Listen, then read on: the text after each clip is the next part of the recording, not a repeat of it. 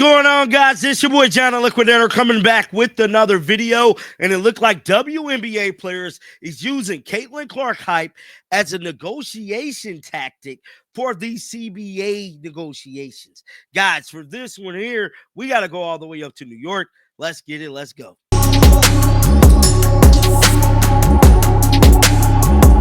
Caitlin Clark hype ain't as big as it was. We all could agree on that. But something we all did not expect was the WNBA negotiations to actually use Caitlin Clark hype as leverage for former players.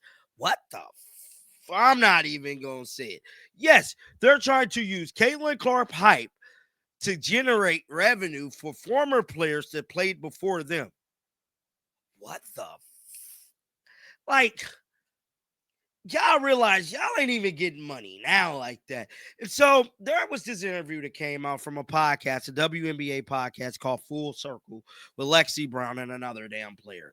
Now, with that being said, in this podcast, they spoke about the charter flights. Now, we know when Caitlin Clark first got there, within 2 weeks, literally 2 weeks of Caitlin Clark getting drafted, they got these damn charter flights. I mean, Kathy wasted no time. Hey, look, we finna get y'all these charter flights, and we finna get y'all better hotels. Boom, boom, boom, boom, boom. Wasted no time, right?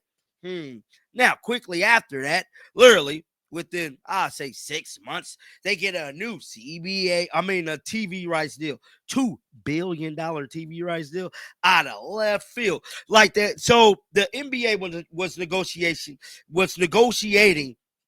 their current TV rights deal. Now, Adam Silver, being the smart businessman that he is, thought it'd be very profitable to, you know what, we're just going to throw the WNBA into our TV rights negotiation. Now, they never done this before. Now, boom, he got the WNBA $2 billion. Now, he simply did that because of who? Caitlin Clark. Yes, Caitlin Clark is the reason they got the $2 billion TV rights deal.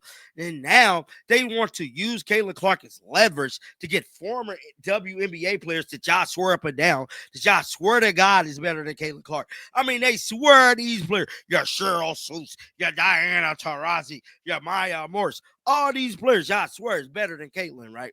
Well, if they was so much better than Caitlin, shouldn't they had already been getting their fair share of money?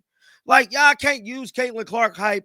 You know what? I'm done talking because I want to curse so bad, but I've been trying to chill out with the cursing, bro, because this right here caught me by surprise, bro. Let's shout out to this podcast, man, Full Circle. Let's listen to what they had to say. Let's roll it. What they do and don't deserve monetarily. Like, you need to be humble and you need to not ask for too much when you're the whole product. Right. So who gets all the money? The owner that brought me here to do all the work? What do you mean? Right. I don't deserve to have a piece of the pie when I'm the whole product, Right. not a little bit of it. The WNBA is the players. What is the WNBA going to be without? Where else are you putting the money Right. if you're not putting it into the players? It's Yeah. ridiculous to me. It is. And we have a very complicated financial structure. Like, the NBA owns some, owners own some. Like, it's just all over the place. It is very mixy, unfortunately, but we've been begging the WNBA to be a little bit more transparent about that, and they just will not be, which, okay, that's their right. They have a business model that they want to make sure lasts long term, and we want to be able to get paid what we deserve long term as well. So there's going to have to be a happy medium. Another thing that we've really been focusing on is our traveling conditions. Like, I remember my first 3 years in the league, we were still flying commercial. We were sharing hotel rooms like we were in college, and that was just the norm. Like, that's just, that's what we expected when you had a dream of being the WNBA. You talk to other players, and they were very transparent about, okay, guys, like, this is not going to be like college. Like, you're back in the airports. You might have to share a room if you're a rookie. And, we were just all like, yeah, the W, like, it's our dream. Like, I don't care. Like, whatever. Like, I've always wanted to play the WNBA. That wasn't negotiated in our CBA, the charter flights. Kathy kind of was just like, here, charter flights. So that's something that we also have to renegotiate in our CBA. Kathy wasn't like that. Adam Silver got y'all those damn charter flights. See, Caitlin Clark got y'all those. There's no here. No, that ain't how it worked, bro. That ain't how it worked. That ain't how it went down. Listen. Are we going to keep the charter flights? Yes, we are. I'm not going back to the airports, but I don't care what anybody says. Like, when you find something beautiful and nice and fun, and you're like, oh, we were in the airports. Like, I couldn't believe it. Like, Maya Moore and Diana Taurasi were in the airports. Are you kidding me? So the fact that we have the charter flights now is amazing, but it was something that was not negotiated. So that's something that we also have to negotiate. I don't know if any of you guys followed WNBA closely, but we had a lot of injuries this year. So another thing that we've been fighting for is expanded roster.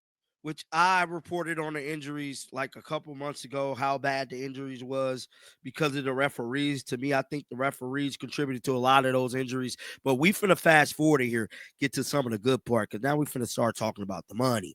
And the focus of the video is these ladies basically saying that they gonna use Caitlin Clark hype to get these ladies some more money. Let's that was dedicated to the men's teams playing in the tournament. And she took a huge risk doing that. She really did. And she has whatever she has going on now. I don't know. You guys don't follow Sedona Prince. She's a little bit of trouble. But what she did at that moment would change the trajectory of women's sports, I feel like. Oh, it was monumental. Yeah. It was monumental because women's athletes are just as important to their sport as male athletes are. That's why the percentage thing is important, because it's like you guys do everything that they do. You wake up, you go to practice, you do, if not more, because I mean, they pay people to run their social media. Lexi's over here. I got to get my picture. I edit my own stuff. I got to do my own content. I'm on calls with brands, creative calls, like everything. But it's something I'm passionate about. I really enjoy doing it. But again, like I said, not everybody has time to do that, wants to do that, like, and they shouldn't have to. You don't have time. You're a professional athlete. My full-time job is doing that editing and stuff, and you still somehow find a way to be a professional athlete. Lexi, outside of travel and all of those things, is there anything else that has come up in CBA negotiations that people may not know about? Two things. First thing is taking care of retired players. So right now there's no pensions, you don't get any health care, you don't I understand but y'all want to straight listen. get anything. Like when you're done with the WNBA, like you're done. So we're really trying hard to find a way to take care of retired players, whether that's like with the NBA 10 plus years, any type of, structure that we can at least start putting in place to take care of retired players is something that we've been talking about a lot, because I feel like in the last few years, a lot of former players have shown up for us in big ways that we haven't really. They only coming back because you're relevant. You're relevant because of Caitlin. Caitlin is the only reason the former players are coming back, bruh. Seen in the past. So, finding a way to pay them back for, them continuing to show up every single day, flying the commercial flights, playing in the, not really that full arenas, practicing at rec centers next to the adult Zumba class. That happened to me, guys. I was in Connecticut. Oh it was practice adult Zumba right next door. I was like, that was way too specific to me. That was a personal story of the divider in the gym. You have Zumba and then our WNBA practice right next door. But continuing to show up every day, there's a way that we have to be able to take care of them long term. And then a personal thing for me is just the health benefits. I was diagnosed with Crohn's disease 2 years ago. So, having access to the best healthcare professionals, having really good health insurance as something that, has always been important to me. Health insurance, you're on your parents till what? You're 26. So you're like, okay, I'm just a 25. baby. Yeah, you're coming up. It's coming, girl. But, you don't really worry about things like that.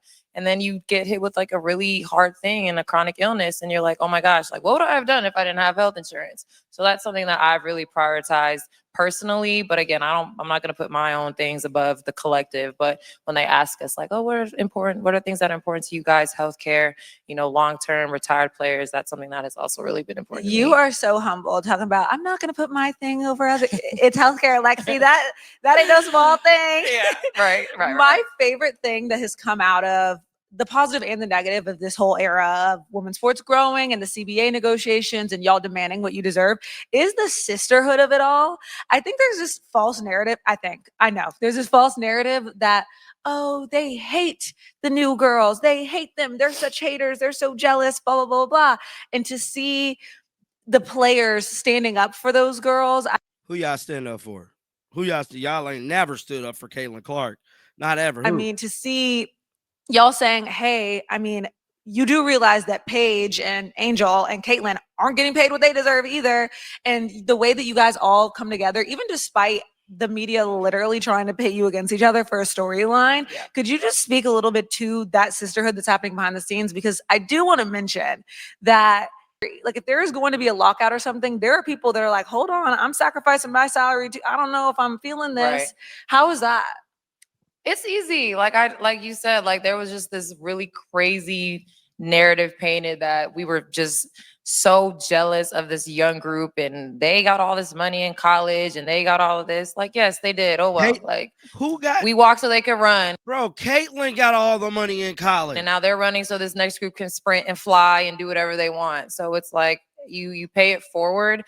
They're not getting paid what they deserve. We're not getting paid what we deserve. Them coming in has benefited all of us. Like literally the definition of everybody eats is going on right now. Like them bringing in all these new fans. Like it's not an individual sport. So someone's coming in to watch Paige. Someone's coming in to watch a Juju. Someone's coming to watch an Angel, a Caitlyn. There are 9 other women on the court that they are also watching as well. And if you do your job, if you show up, you're going to find yourself with some new fans. You're going to have a lot of eyeballs on you. And a lot of people have felt a way about the Indiana Fever getting all of those TV games. But the way that Fever season turned out, a lot of players that needed an opportunity got an enormous one this year. And they showed up and they showed out. And they probably will be on a WNBA roster for years to come when some of them were at home, wondering if they would ever get a chance to play in the WNBA again. So I'm not going to say that was directly linked to Caitlin Clark being on the Indiana Fever. Yes, it was. I'm done with this, guys. I'm done with this whole freaking thing. Don't nobody care about y'all if it wasn't for Caitlin Clark. Simple as that. It's just stick a fork in it. We're done. Get down in the comment section. Let me know y'all thoughts about this. Keep them bills on. I will be back with another one. Till next time, man. Shake the haters off. I'm out here, bro. Peace out.